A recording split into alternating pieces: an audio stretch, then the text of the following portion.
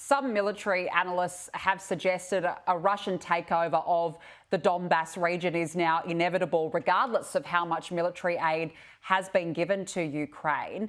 Is there a prospect to grant this region autonomy and end the bloodshed, or is that not the option?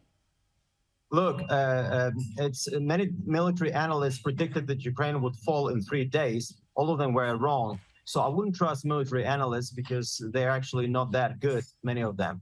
So the fact is that we've been fighting for this war for over 5 months. Nobody could predict. Therefore, I wouldn't actually discount our ability to take over Donetsk and Luhansk back, because Ukrainian people who are stuck there are suffering. And the only prospect they can have in free, independent, and strong Ukraine, which will join NATO and which will join the EU, that's the only way out. And people in Donetsk and Luhansk perfectly know it. Back home in Australia, a Ukrainian refugee who fled to the safety of Melbourne is being refused support to return home and bury her son, who was killed on the front line. Have you at all been briefed on the situation? Well, she was not refused. I know that the Home Department is currently working on making the arrangement to assist her, because this is really an extraordinary situation. A son was a politician in Ukraine, activist and a journalist. He was killed in action in Mykolaiv, in southern part of Ukraine, and the mother wants to go and bury the son. And I think the government has responded to her plea for arrangement, and it's now, as we are talking here, I know that she will be having a meeting with the Home Affairs Office, and they are looking for a solution of how best they can assist her. So is it your understanding that she will be allowed to return back to Australia if she does travel to Ukraine? Yes, that's my understanding.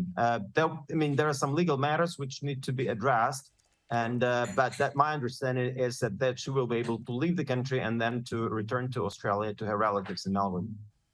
I want to ask you, what do you make of the criticism the Ukrainian president and First Lady have received of their Vogue photo shoot? Is it appropriate for wartime leaders to pose for women's magazines? It is absolutely appropriate, because look at the audience of Vogue. Vogue has a global audience, and this is phenomenal that Amy Leibovitz could come to Ukraine and make photographs of the First Lady, who's beautiful, who's courageous, who's extremely smart.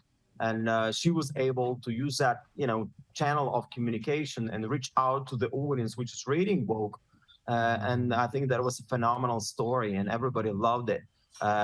Look, I've heard some of the criticism, but at the end of the day, there are so many different ways how you can tell about this war, and this is one of those avenues that we have. There are different ways. We talk to Sky News, we do social media, you do Vogue. Whatever is there is a story, there is an angle. Because this war is all-encompassing. It involves every walk of society in Ukraine, including those readers of Vogue. We have to leave it there. Vasyl Myroshnychenko, we do appreciate your time. Thank you for joining us. Thank you very much. Bye-bye.